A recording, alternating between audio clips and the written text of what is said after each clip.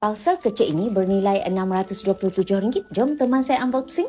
Nampak kecil je kan? Tapi cuba teka apa di dalamnya. Sebenarnya di dalam parcel ini terdapat satu keping emas 1 gram berketulinan 999. 1 gram hari ini bernilai sekitar RM627 dan nilainya pasti meningkat untuk jangka masa panjang. Inilah salah satu cara saya menyimpan. Saya alihkan sebahagian simpanan duit kepada simpanan emas supaya tidak mudah habis dibelanjakan.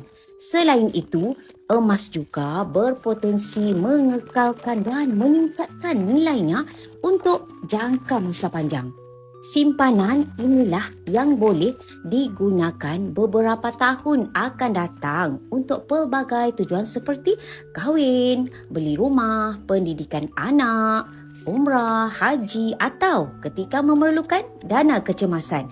Kalau belum mampu beli yang besar, mulakan dengan yang kecil dahulu. Tak perlu tunggu ada banyak duit baru nak mula. Yang penting kita konsisten membina simpanan untuk masa depan.